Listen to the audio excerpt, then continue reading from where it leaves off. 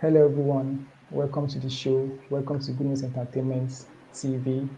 Yeah, it's a new series of bringing to you Global Impact Mindsets, a series where we are inviting young creative individuals making global impacts in their respective fields.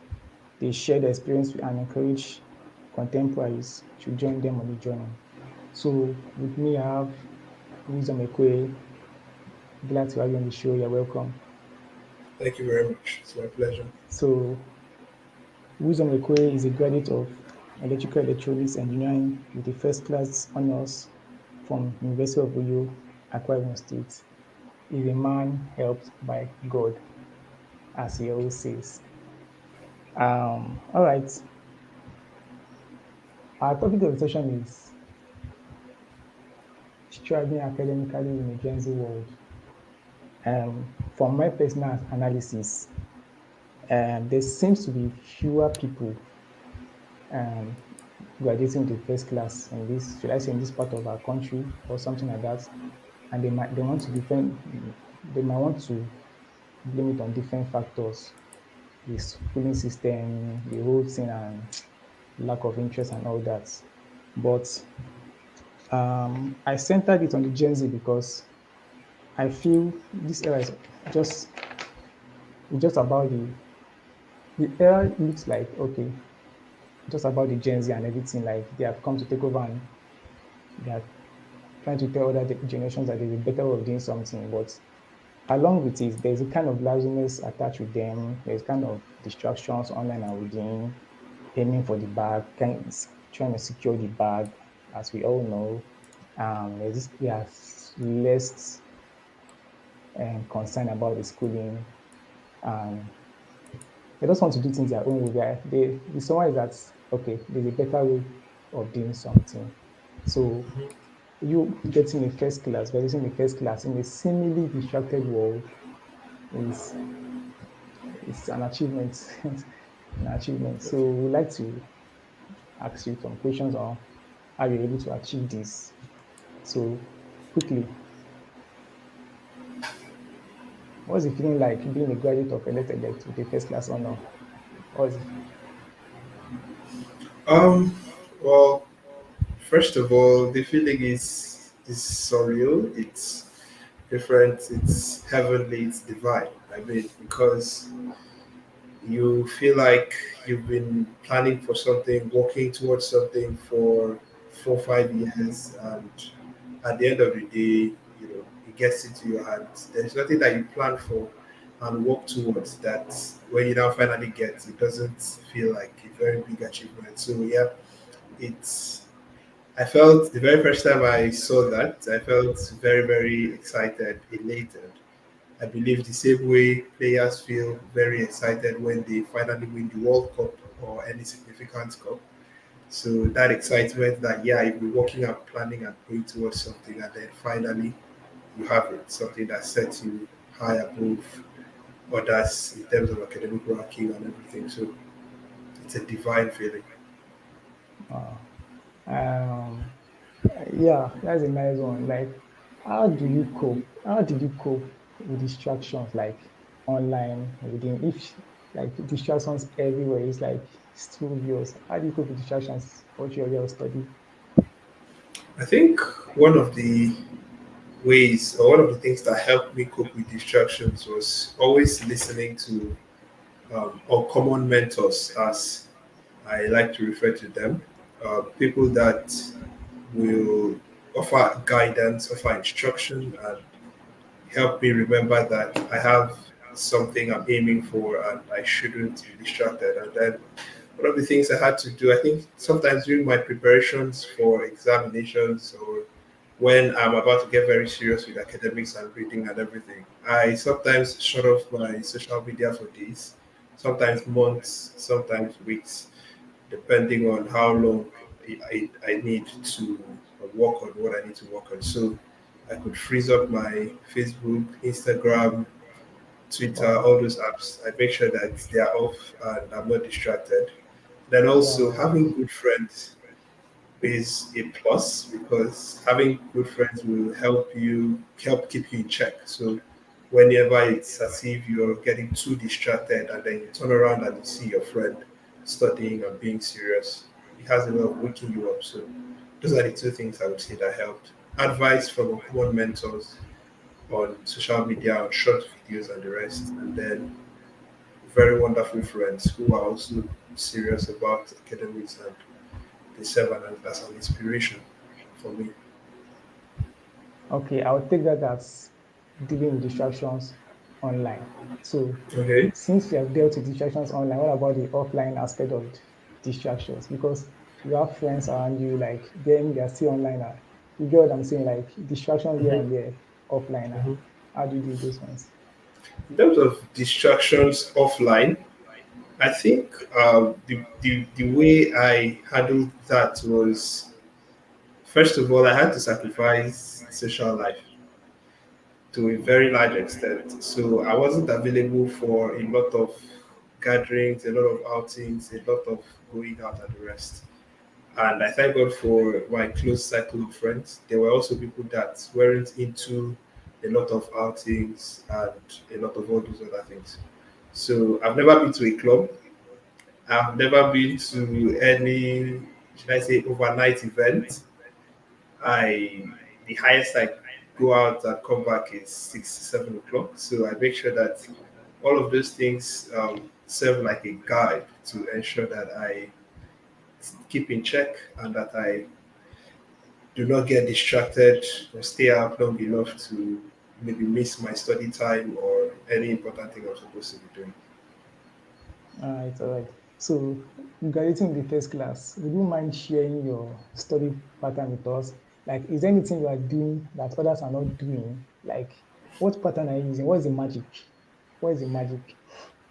Well, the magic behind getting a first class in terms of study pattern, I think one of the things that helped me again are the kind of friends I have because I am somebody that gets highly motivated when I see or I know or I hear about somebody that is also being serious. So I had to connect with the people in my department that were very serious and they were achieving results. Some of them were already way ahead of me in academics, so I had to like connect with them and also learn from them, discover their reading patterns, and then from there I began to adapt and find out what works for me. So I think that's one of the things that really helped me. And then in terms of study pattern, yeah, I actually love to read early in the morning.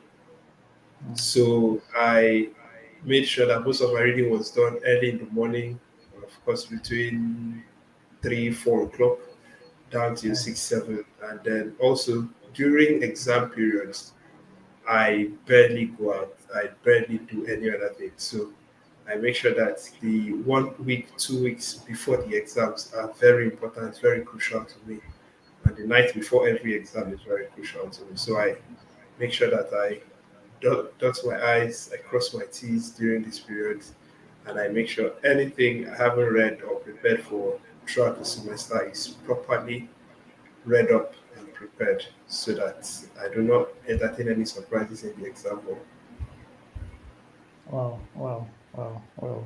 So, this generation now is no longer all about the schooling. Is um, almost every student now have a side hustle because they'll Yeah, tell you of what use is going to school when you don't have the money, when you are not going to make money and all that.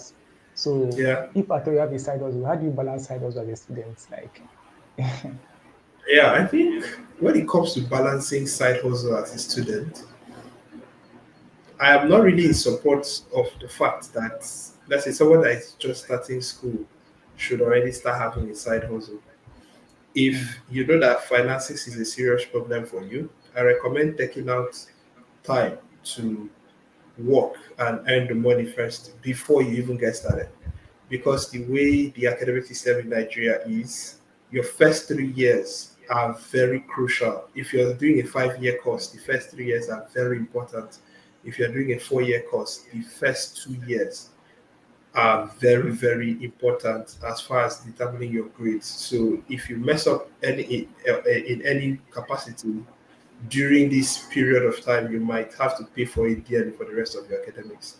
So I don't recommend that 100 level, 200 level, or even 300 level students should have a side hustle, depending on the number of years you're doing.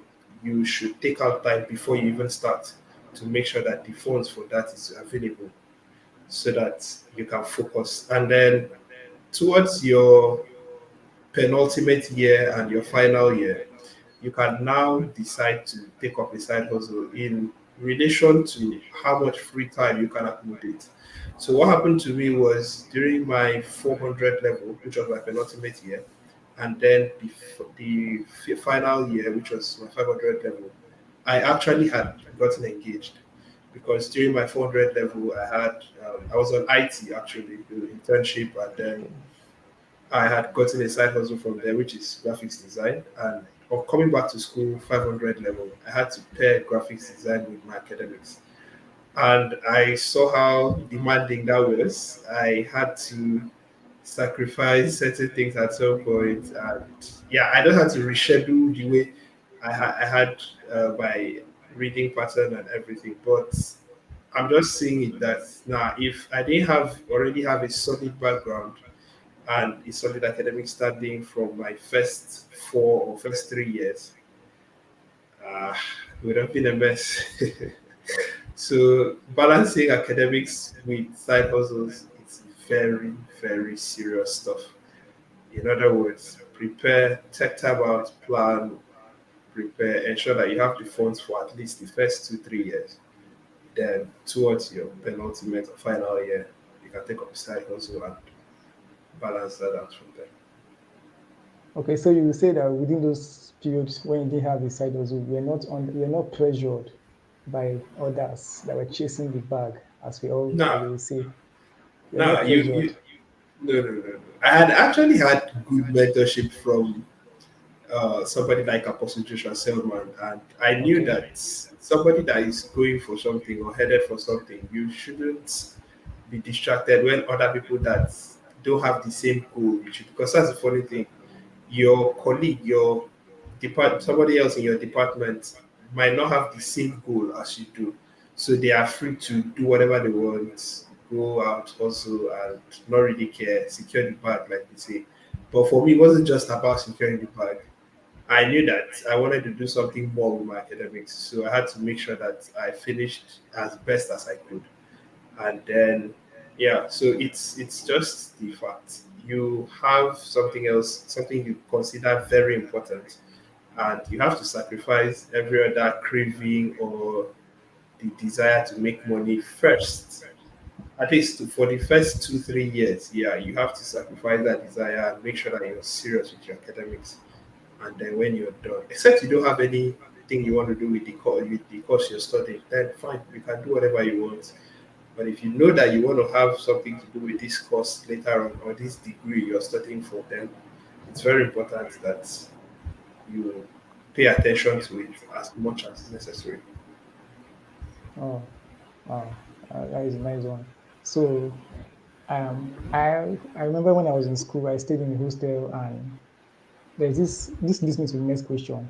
Like on a Sunday morning, you tend to find students still in the hostel, like some are doing activities that quote and they shouldn't be doing on a Sunday morning, like this low interest for lack of interest Okay? for going to church and all that. Some of Yeah. them go to the extent of today they're in this church, tomorrow they're in this church. They don't have a particular place of worship and all that. That is Hmm. according to the hostel life. But Yeah. now I believe you're a Christian and everything. So how do you balance your schooling, your commitment to God, your church service, and still all this the stress of school and all that? How do you combine all these things together? Okay. First of all, I think one of the first things that helped was the fact that I grew up in a Christian background. So coming from a Christian family, I was already actively working and serving in church, even as at the time where I had admission. And also, I was staying at home, so I didn't get to like experience the hostel life, as you would say. Okay. And yeah, as a result of that, I was actively involved in different service units in church, and I couldn't afford to stay back at home and do anything else on Sunday morning. But then as time went on, I think in 300, 400 level, I had to leave the house and come to live at an apartment close to school. And in doing that, I got to have a taste of what the old hostel people have, the reluctance to not want to go to church and the rest. But then again, listening to uncommon mentors helped. So during weekdays, anytime I'm actually free, I would actually go on TikTok, on social media. I had set up my social media in such a way that it was mostly always Christian or gospel stuff I was hearing. So when I open up social media, one of the any of the posts I'm seeing is related to church, related to helping you know God more, or some message is scriptural excerpt from Apostle Selman, Bishop David Oyedepo, and other men of God I follow. And then there was no way I was going to be listening to that all through the week. And then on Sunday, I would wake up and feel like I don't want to go to church. It just wasn't possible. So that would even make me prepare. I still had to make sure I would go for midweek service, even covenant hour of prayer at some point, which was early morning prayers. And then Sunday services, definitely not missing that. So those things were vital, they were crucial because my relationship with God goes beyond where I am at a particular time or how I feel. So whether I feel like going to church or not, I had understood already that going there is where I draw strength. The Bible says you go from strength to strength, they that appear before God in Zion. So if I need strength, I have to make sure that I am in church every Sunday. So I couldn't miss it. It's a lifestyle and I just didn't drop it. All right, all right, all right. So, how did you scale through periods where things seem not to work as planned or expected? How else can I please for you to understand? Um, Okay. Maybe academically, financially, or otherwise. How do you scale through this period where things seem not to like it didn't just work out as you expected it, and it's kind of discouraging and all that? Yeah. Um Contrary to what I'll let you in on something. So for my first year, I had a 4.4, 4.42 CGPA, and then that was the first class. So I was the first class of my first year, and my second year it got worse because we were just starting the main engineering courses back at school, and my CGPA dropped from 4.42 to 4.26 in my second year. And those were the periods where I would say I was most spiritual because I was always in church, always serving and trying my best to ensure that I balance of spirituality and academics. But even at such points like that, there were times where I would write exams and then I would come out and I know that if God doesn't help me, there was no way I was going to pass this because it was tough, it was hard and everything. So there were times like that where it seemed like, oh, this thing is not really coming through. Should I really still continue? Should I really still put in the work and everything? And then financially as well, when I had to move out of the house and come to my apartment close to school, um, I had to face some significant challenges because the whole idea of staying at home means you don't really get to experience life in a way. But when you're outside and you're your own and you can't always call home, then you know that you have to accommodate certain difficulties at some point. So there were all of those things. And but the way God helped me was that my mind was still set on what was to be done. Apostle Selma was the one that said, when you're under training, you don't choose how you want to be trained. So I didn't have get to choose how I wanted God to train me. All I got to choose was the fact that I would stay in training, I would stick through, and I would become what I wanted to be. So I had my goal in mind. I had what I was supposed to do in mind, and even when it wasn't looking easy, sometimes I would just come back from school, let's say after a difficult exam, and just on the road there, I would probably plug in my earphones and be playing a particular worship song or a particular praise song, and it'll just be playing in my head all the way from home, walking back to school. Sometimes I would walk because I just wanted that time to to pray and to just worship and to be by myself with God. So I would refuse to enter maybe a keke coming back or a tricycle. I'll just make sure that I walk down to the house, which was about 20 to 25 minutes. And then in those periods, I would just be praying and asking God for help and everything. And somehow, thankfully, God always heard. So even though I had those downtimes in terms of academics, in terms of finances, and every other thing, somehow in the end, God will always have a way of showing me and reassuring me that, yeah, this is still possible. I'm still with you. You're not alone. You can still make it. You can still become better, and all things can Okay. still work together for good. Okay. So we're talking about striving academically in a Gen Z world. But let me put it this way, striving academically in a seemingly distracted world. Okay. Seemingly distracted world. So were there times you felt discouraged about academics? Were there times like that? Like, I don't think it worth it. I don't think school has scam. I do. Were there Yeah. times you made such confessions?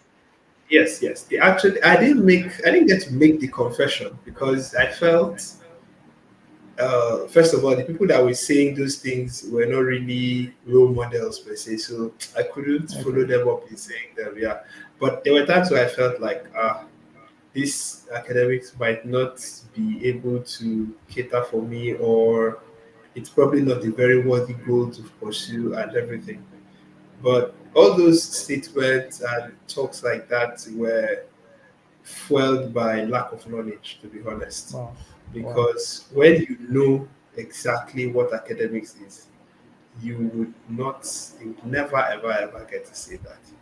Most people are looking for a better life, most people are looking for chances at a better life and everything. And one of the things that has helped most Nigerians to secure a better life here in Nigeria, outside of Nigeria, is academics. Everybody's looking for a way to leave the country and all of that. It might interest you to do that. One of the best, most assured ways of leaving this country, if that's your interest, is by academics.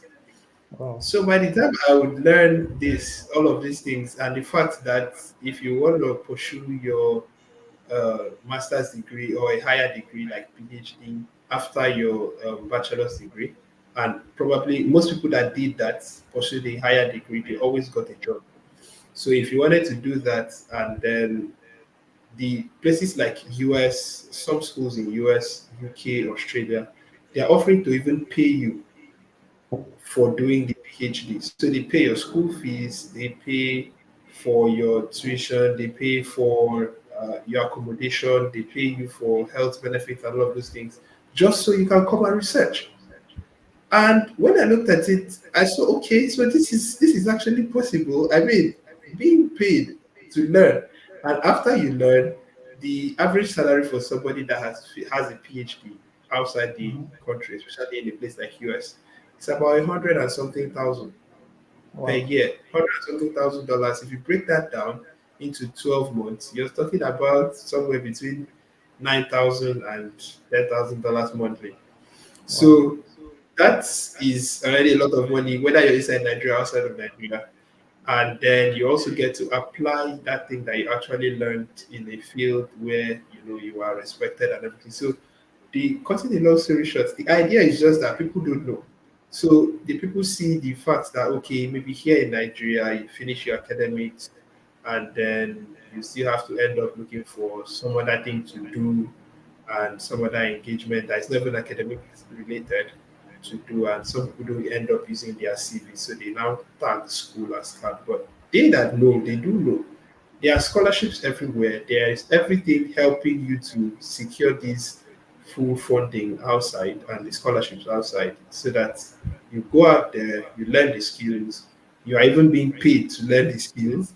And after you've gotten those skills, you can now decide, okay, I want to come back to Nigeria and make a positive impact, like some people are doing, or you want to stay there and look for a place, a company there and work, which is definitely not going to be a problem. So as you do all of that, you can now discover that you're far better off than probably people that tagged academics as scam and they weren't serious and all of that. So once I learned all of those things, it shaped my mindset, and I couldn't agree with that statement. I just couldn't follow anybody that was saying that. I would just smile and be like, "You're not serious." And even people that were even inside Nigeria, my colleagues and all, they were getting scholarships. There is a particular Wow. colleague of mine. I think he's the highest paid scholar in the University of U, especially Faculty of Engineering. It's the highest paid. I think he gets an average of 5 to 6 million naira a month, yearly, Wow. from Wow. scholarships alone. So when you now look at people like that, and he was wise enough to structure that in such a way that it helped him build a better life and afford certain things. And while his academics was still progressing. So when you now look at people like that, you find it hard to agree with any other person that school is scam, because people that say school is scam, they really are not serious, and they can't afford these things. So sometimes people say it out of frustration, which I understand. Sometimes people say it out of the fact that they are trying their best and they are not getting it, which I also understand. But that is not enough reason for anybody to say school is scam, because there are people that are benefiting maximally from it. All right. All right. All right. That's a nice one. Okay. Looking at this present achievements, it's just like this your first class. It's just like should I target 1 in a million because fewer people do graduate with first class. Yeah, I Some understand. will tell you that they don't care. Or at first, they should just give them the money, let them leave and go and focus on their dreams and all that. So, looking Yeah. at this achievement, would you say your younger self saw it coming and you worked hard towards achieving this at your maybe Okay. your junior secondary and all that? Yeah. Um, I actually have always been a top five student right from secondary school. So my secondary school had a grading system where after every test that we wrote, they would bring out a list of people calling them the first five. And as God would have it, I was always in the first five, at least for most of the Wow. times. So I was always in and out, but more in than out. So I always knew that yeah, I was somebody that was very sound academically. And then when I was coming into the university, my dad made a statement. That's during my 100 level, one of the days I was about to leave the house. And he was telling me something. He said that I'm not going to school to go and try whether I'll be able to pass or not. That is already settled that I can pass wherever I am. So I was going there to make a name, to make a path, and to, of course, be among the top five, like I've always been. So he said that, and that shaped the way I was seeing academics generally. So I didn't come in. I wasn't coming in right from 100 level. I had the idea that I wasn't coming in here to just survive or just try and pass and everything. No, I was coming in here to dominate. And of course, Wow. coming from the winners family, Living Faith Church winners chapel, Bishop would always say that, yeah, you're ordained for the top. You're a star. You're ordained for the top. So I came in with the idea that I was going to be at the top. And so even when I saw my results in like my 100 level, like I shared earlier, it wasn't the first class in my 100 level. It wasn't the first class in my 200 level. And it now started, almost disturbing me. Like, I'm in for the top. Why am I not in the top? Why am I not doing this? And then all of that. But I would later learn the principles that make for excellence. It's not just about your efforts. You have to connect with people that already have these results. Try and see how they are doing it. Maybe there's something you're missing and all of that. And that's what I did between the 200 and 300 level. I think that was the time where we had COVID-19 come up, and so there was a lockdown. So that gave me enough time to sit down and reevaluate my whole academics. Like, what am I missing? What am I doing wrong? And I was listening to messages, I was praying, and God showed me some things to do. And as I did those things, I began to see the change. So, generally, to answer your question, did I see this coming? Well, I had always seen that I was one of the top students, and I had always had that feeling that I should be one of the top students. And so, finally, when the final results were out and the analysis were done, and it was found out that I was the third in my department, and I I just smiled, and it just kind of reminded me of everything I had been working towards. So it wasn't just about having a first class at this time, but also about being one of the top people in the classes, like the first five people in the classes, just like I've always been throughout Mm. my secondary school days. So I saw it coming, yes, I did. And by God's grace, I was able to work hard towards achieving it. Wow, wow, wow. Like, what's interesting, like, those during the COVID-19 period, they're able to bounce back, like, you came Yeah. back with full force and you hit the first class. Like, Yeah. it's a nice one, it's a nice one. So, with this your story now, what advice do you have for those currently in school and they are feeling discouraged about the whole thing? Honestly, people are discouraged. Honestly, students are discouraged. Well, like many factors strike, one of them, Mhm. lack of financings, a poor schooling system. Like you can blame it on many things. Honestly, Yeah. people are being discouraged about the whole academy. So what will you say? What can you say that will convince them in this, like with what they can see? What will you say to convince them to stay? Okay. What I would say to convince people that are being discouraged, it would have to depend on what the situation is. So, first of all, I think I've actually had to speak to different people, both in my faculty as a 500 level student and as a 400 level student as well. I had my junior colleagues coming to me, and they had different um, issues, different challenges. And one of the things I would tell them was, I'll try to find out first what exactly is the problem. Is it that you have an issue with this course you're studying, or you actually like the course, but the way it is being taught is not favorable? So I'll try to understand where the problem was coming from. If it's an issue with the course, in other words, you don't really have any passion for this course, you were pushed into it and everything. What I try to tell them is, well, you're already here. So try and make sure that you finish well, because how you do anything is how you do everything. Mm, So if you don't take, these things serious, even though it's not something you really wanted to do, if you don't take that very seriously, you'll discover at the end of the day that you might not be able to take anything else serious. But if you can put your mind to it, learn the things you're supposed to learn the tips and the should I say strategies that make for success. If you're able to learn those things and apply them and come out well, even if it wasn't something you wanted to do, then you can look back and say, if this is something I didn't even like and I could do it this well, how much more something that I love or something I'm passionate about? That means you find the encouragement, you find the motivation to go out there and excel in something that you actually are interested in. And if it is the fact that you actually are interested in this particular course, but you're having issues like finances and the rest, I still think that for every problem, there is a way out. First of all, try and pray. Try and talk to God about it and try to ask God for help.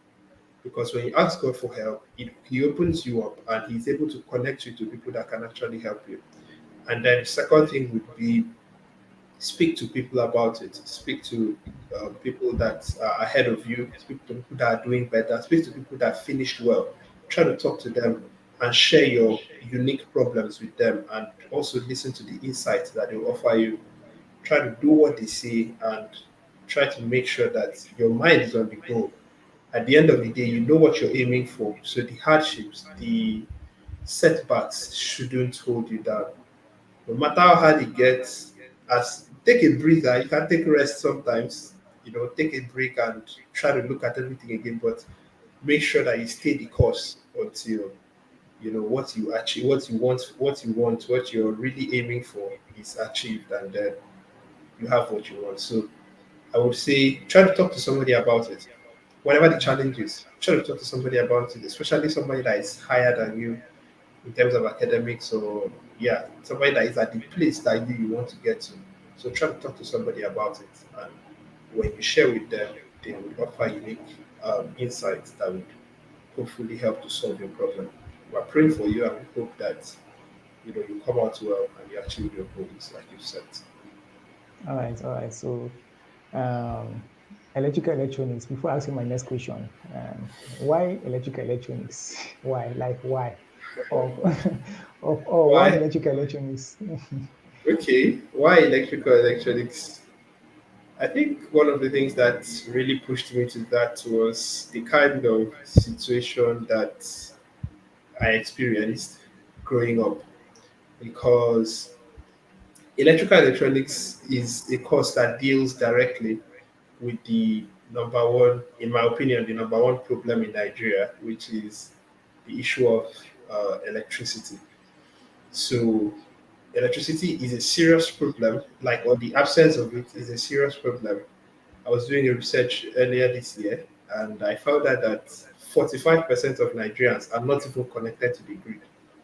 That's, they're having grid related problems. So they don't have, there's no hope of them having light. Now, the other 55% that are connected to the grid, they are still having issues, and they are unable to have light, should I say, 24 hours as it should be. Most people celebrate if they could even have 6 or 8 hours of light, and that is not even sufficient for anything. So, looking at all of that, growing up, I was in a household where we had to try and put on the gen every night in order to read and do all of that. And we only put on the gen for 3 4 hours. So you had 3 4 hours to make use of electricity every day. 3 4 hours alone. What are you going to do in 3 hours? Are you going to finish charging, devices? Well, sometimes you can't even get to iron your dresses and all of those things. So there are basic stuffs that should be done, but they are not being done because there is no affordable electricity and reliable one too. So electrical engineering offers me the opportunity to fix that problem. And when I came into the field, I actually saw that there are ways to fix this. So I chose electrical electronics engineering. But majorly, what was in my mind was electrical aspect, which was a tool to solve the power problem in Nigeria. And till today, it's still something I'm working on and hoping to birth a solution. Yeah, that would solve that problem. So would you say it's something you had passion from birth, or along the line you develop passion for it? Because most of the children, I want to be a doctor. I want to be a doctor. Were you among those that said you want to be a doctor? I no. Actually, right from when I was growing up, I didn't want to be a doctor. I was always intrigued by two professions were in my mind growing up. Engineering was one of them. I don't know. I think Okay. it was probably something about the way that word is pronounced. Engineer, like, yeah, Okay. this is it. And that was as at 3 4 years old though. And then when I grew up to about 6 7 years, I was actually somebody that was able to engage in debates. So I did a lot of debates right from primary school and everything. And I was excelling very well in my English language. And I wasn't doing so spectacularly well in maths, which was a requirement for engineering. So at that point, I was thinking maybe I should do law. Maybe I should be a lawyer because I was able to formulate arguments. Of course, like a debate person would do. I was able to formulate arguments and state out my point clearly, and I wouldn't let go until the other person accepts my point as the truth. So something like that, yeah. So in this kind of scenarios, I was like, okay, so I should probably be a lawyer. Although I got to learn that there is more to law than just formulating arguments. There are steps to follow. There are all the redneck involved and everything. And when I got into secondary school, I had a very good teacher that helped me embrace maths openly. Till today, he's one of the most influential people when it comes to my academics because he played a big role in my life to help me understand and appreciate mathematics. So because of him and because of his tutelage, I was able to rise and become better in my mathematics. And at the end of the day, and also that okay, maybe the engineering dream is still very possible. I spoke to my parents about it, and they told me, yeah, you should probably go ahead with engineering since that's what you've always had in mind. And I thought about it. I looked at the courses that I was excelling. at back in secondary school, and those courses were, of course, mathematics, English language, then physics. So Okay. I loved those, and I was embracing those far more than any of the arts courses, which was related to law and the rest. So I made the choice that I want to stay with engineering. I'm intrigued by science. I'm intrigued by how you can learn principles, scientific principles, and use it to solve daily problems and all of that. I used to build a lot of stuff growing up, some pet Wow. projects. Yeah, yeah. Wow. The whole idea of connecting bulbs to batteries directly, taking out maybe a sports touchlight, taking the bulb out Mm. from there, connecting it to a battery, and then seeing the lights come up, and then looking at it that in the night, maybe when the gen is off or there's no light that night, you can And use that to alternative. like see your way around exactly. So engineering was more like, yeah, this is practical. This is something that can produce a problem and solve a problem, and here and now. You don't need to wait for anything. You don't need anybody. Just Mm. have the tools that you can solve those problems. So I followed that dream up until date, and that was how I ended up in electrical electronics engineering. All right. So, okay, fine and good. You finally settled for electrical electronics engineering. But there is this thing that is common among us, like chemical engineering, ending up I end up saying, "Welcome to my YouTube channel." Like, what's with this? You understand what I'm saying? So, Yeah, like, you study this in school, but yeah, you don't end up doing that. practicing or doing what you studied. So, Yeah. next question is, what else will you be doing if you're not studying, if you're not practicing, sorry, in your field of study? If not Mhm. electrically, what else will you be doing? Ah, that's interesting. So if I'm not Uh, practicing electrical engineering at the end of the day, I think what I would be doing is design, graphics design, UI UX design, because for me, design is actually similar to engineering. You still hmm, get to learn principles and apply those principles to solve a particular problem. So, design, very much like engineering, it involves planning, it involves strategy. You have to make sure everything is um, combined and brought together in such a way that it solves the problem at the end of the day. And also, you don't need to wait for anything else. Once you have the problem, a design problem, you want to communicate an idea, you just go straight to looking for whatever tools will help you solve that problem. So you think about the way you mix your colors, your text, your shapes, and all of those things. You organize them in such a way that they end up solving a problem. UX design is actually very similar to engineering because UI UX design involves you listening to the user's problem or thinking of ways to solve that user's problem and then rolling out this solution in stages, just like engineering is. You roll out solutions in stages and you keep on refining until it gets better and better and very perfect. So if I'm not doing engineering, I would take my problem solving skills to UI UX design and graphics design and apply them there and still make a difference. so let me be a bit silly with this kind of question. So, Okay. are you trying to tell me that you dump your 5 years of electrical electronics for for UI UX? Like, at this point now, you're trying to weigh which one pays more. Is that what you base Okay. it on? Or No, well, you can't turn a blind eye to things like how much this one pays compared to this.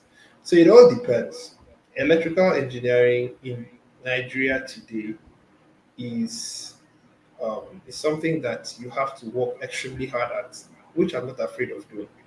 But sometimes you discover that in order for you to get ahead, you need help. You need serious funding.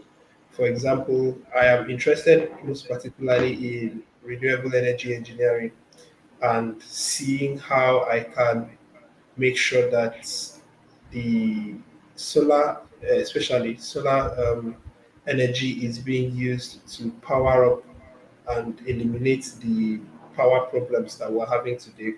So by setting up what we call microgrids, which would allow different houses connect to a particular solar source, and then they utilize the energy from there and everything.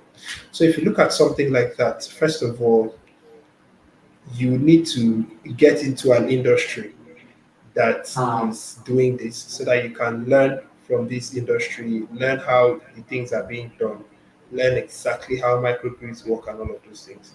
And after you've learned, you still need a lot of funding in order to start up like a company that actually solves this problem. Because what you have today are mostly companies that just sell solar panels and they just install it for people, which is not exactly solving the problem because most people cannot afford it.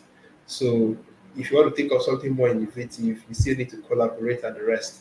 But getting into the industry first is already a bit demanding, and at some point, sadly, in the nation we live in today, you still need to like know somebody and know somebody that knows somebody before you can get into the firm to even get started.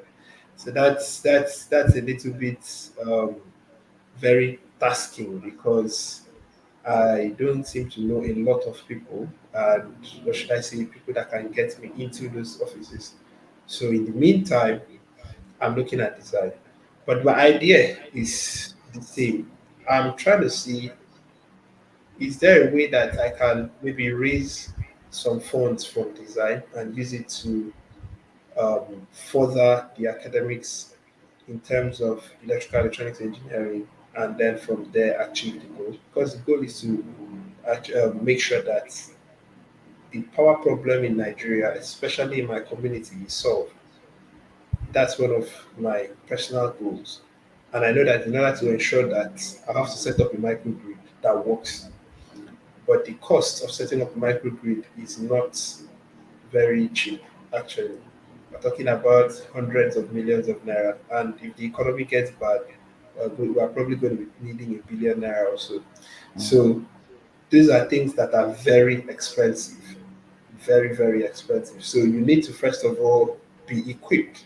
And when you're equipped with the knowledge, then you now find ways of collaborating with government, with other agencies, and making sure that you secure the funding. There are grants that are going on, but yeah, you need to show your proof of work before you can get Yeah. those grants and everything. So, long story short, you cannot deny the fact that you need money while you are trying to pursue your or achieve your goals. Yes. Yes. Yes, exactly. So you need it. So if that means taking up another skill, you can always do that. Or taking Okay. up a soft skill while you are doing that, yeah, you can always do that. But the main thing is don't forget what your initial goal was. People take detours, people leave their career and go to do something else and all of that. And but the fact is, if you have something that you're supposed to do and you're not doing it, you will not have any rest. Especially somebody like me, I actually not have any rest until that thing is done. So I know that even if I'm running and then I'm going to design or I'm going to any other thing, I know that at some point in my life, I will have to do this thing and solve this problem. If I don't, I won't really find rest per se. So while I'm working on design, while I'm hoping to um, further in engineering, I'm working on design. But my idea is, I've not forgotten what the main goal is. I still have that in mind and I'm still working towards it. And I believe God that one day this dream I have in my heart will be actualized through Mm. electrical engineering. So while I might not be the title engineer, but I might at the end of the day, of course, I will have to be the title because I've actually gotten the degree and that's fulfilled a major part of what it takes to do that. But while I might not be um, actively practicing in the engineering field right now, I still have it in mind that at the end of the day, I will have to circle back to that in order to solve that problem and actualize that goal that I have. Yeah, Okay. So in this part of our country, yeah. the people that some the professional workers that tends to fly abroad in the search Mhm. for greener pasture are they have the doctors and the nurse Yeah. most of the time. So do you think they need your services outside this country? Do you think they Oh, need or they are satisfied with what they have already? okay. Yeah, they actually do. I know that, of course, our medical brothers receive more Mm, attention in a way mm, compared to others outside. But the truth is that the world generally is looking for solutions. wow. And Mm, if you're a solution, you will still always find a place. So I look at myself at every point in time that I'm not average. I'm not just going there to be a part of a mammoth crowd and looking for somebody that will help me. I know I'm bringing a unique advantage to wherever I am. So have that at the back of my mind, and wherever I'm going to, if I get to leave the country, wherever I'm going to, I'll ensure that I show them the fact that I have something that I'm bringing to you. I'm an advantage. I'm a plus. So I'm not just looking wow. for some space for you to fix me in. Mm, No, I'm coming with a unique idea. I'm coming with a contribution that almost nobody else has, and I'm coming with something else that will make you accept me, and you discover that you need my services and everything. So while it is true that the medical guys have more attention, they are more in demand, there are also places that also need electrical engineering. So far, you have a future minded mindset, because that's one of the things. That's one of my reasons for choosing renewable energy engineering, because renewable energy is something that has its bearing in today's world and also in the future. So it's something that you will still have need of even in the future, and in the coming years and everything. So if you can get in there and do a unique research, you discover and solve a problem, of course, companies would always be lining up to want to pick you up. And you go in there, you show them that you have a solution. You are a solution to the world, and you're not just a problem. Of course, they would welcome you, and they would give you a space gladly with all the benefits that should come with that. all right. All right. What are your hobbies? My If you're not, hobbies. if you're not praying, you're not reading book. what, okay, what else will you be Ah, doing if not academics? okay. My hobbies. I enjoy watching movies. That might be a surprise, but yeah, I actually do. I enjoy watching movies that are technical. They have some very interesting sides to it. So thriller movies, some crime movies, and then some superhero movies, because I draw inspiration from all these sources, and they help me see the world differently and understand other people better, or understand the decisions that people make. So I like watching movies, and then I also enjoy having meaningful discussions, because, of course, just like movies, they help me understand people well, understand better, help me learn certain things I don't know, and they also help me state and impact somebody else with the knowledge of what I know already and everything. So I like doing that as well. And then I also play games. I Oh, used to play PS back in 2017, 2018, before I had admission and everything. Although when I got into school, we talked about distractions earlier. So mm. that was becoming a distraction. I had to drop that. But yeah, I think I'm a bit rusty, but I'm still good at playing these games to an extent. So yeah, these are my hobbies. So games, movies, and meaningful discussions. I'm thinking of picking up basketball soon. That should be a plus as You must well. have the eyes for that. So yeah, I should pick up. Yeah. Okay, okay. I think you should talk about your side hustle. Like, I think you should talk about it. Okay. So What do you do apart yeah, my outside side the side hustle. hustle? I think I mentioned earlier is Mm, design. So mm, I'm currently doing graphics design, UI UX design. And basically, what that is about, graphics design, the aspect of graphics design I'm mostly into is branding. So, branding has to do with helping a company or a brand that just recently started up to have an identity. So, rightly positioning them, with what they need to be able to have a unique identity that speaks to their customers, their target audience, and imprints them in the minds of those people. So that's what I help brands do. I help them to create memorable and unique identities that helps them stand out and yeah, that aligns with their goals and their mission. And that involves designing logos, designing social media templates, colors, picking up the colors that would help announce them properly, colors, fonts, and all of those brand assets, and then creating social media graphics for them for their social media pages and the rest, and letterhead, stationaries, letterhead, envelopes, business cards, and whatever else they need as brand assets. But basically, what I do is help them stand out and help them have a unique identity that attracts their viewers and communicates their goals to their audience. And then I also am involved in UI UX design, which is the design of digital products like websites and mobile apps, of course, that solve different problems and meet different needs and are for different purposes. But that's what I do across platforms.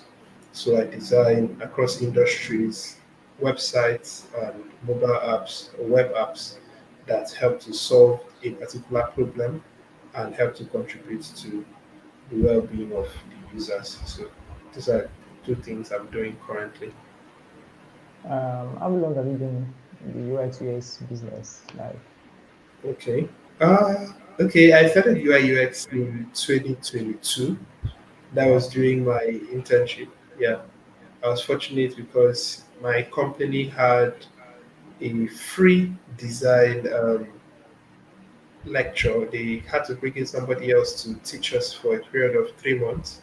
And the person came in and he was very gracious. I think I was one of the three people that completed that course in the company. So we took the course for free, and the person was very experienced and he showed us the things we needed to get started. I picked an interest in it, and that was how I got started. wow, wow. So, how do people do reach out to you? Like, how do clients? Is there a Okay. platform where they reach out to you and all that? Okay. There are various ways where you meet clients. There are various platforms for freelancing because that's really what it's all about. Freelancing, you have your skills, you have people reach out to you, and you help them solve whatever problems they're having. So there are various platforms like Fiverr, Upwork, amongst others. There's freelancer.com and the rest. Okay, But the one I was introduced to was Upwork. So I was introduced to Upwork by a colleague at my IT office, and he helped me get started. He helped me set up, and he helped answer most of the questions I had when I was getting started. So that became a strong fort for me. Alongside people I met day to day in my activities. So my contact list consisted of a target market and a source of several gigs, but majorly Upwork is very instrumental to the work and the design I'm doing today. I've met most of my clients from there. Yeah. okay.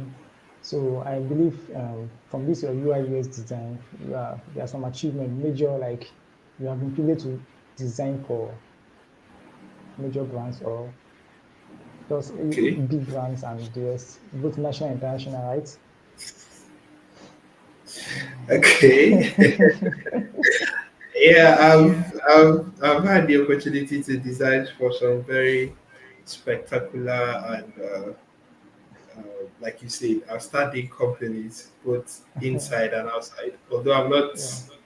I've not gotten a role yet with should I say any of the big firms like Google, Microsoft, Amazon, and the Okay. rest. But I've had the opportunity to work for spectacular companies like Access Skills. So Access Skills Wow. is one of the leading healthcare training providers in the UK, and I've had the opportunity of working with them for some time now as their graphic designer and a UI UX designer. That is alongside other very important projects in the US and Canada and Asia Wow. and different Wow. So, corners of the world. so at this point now, you're in Nigeria, but you have gone all over the world. Your designs have gone But all over the see, world.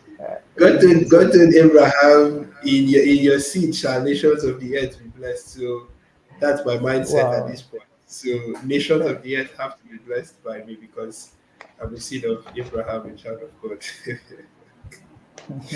Well, there's a scripture. This series is, I said, the global impact mindset is a series inviting young creative individuals like you, Yeah, making a global impact in their respective field. You yeah, guys are here to share your experiences and you encourage your contemporaries to join you on this journey. So I attach a scripture to this from the Bible from the book of Matthew 5, verse 16. And it okay. says, let your lights shine before men, that they may see your good works and glorify your Father in heaven. Mhm. Yeah, So, by privilege, we were able to come across your post online and we're like, this cannot go unnoticed. And thank you for accepting our invitation and sparing out of your busy schedule, sparing us, cutting down your time for us to speak to us and encourage the Gen Z, most especially the Gen Z, because I feel the distraction of the Gen Z is becoming something else. Like, so thank you for showing the Gen Z that telling the Gen Z that okay, this thing can actually work. Like, there's a way out, and distractions can be curtailed. Yeah. So cool, cool.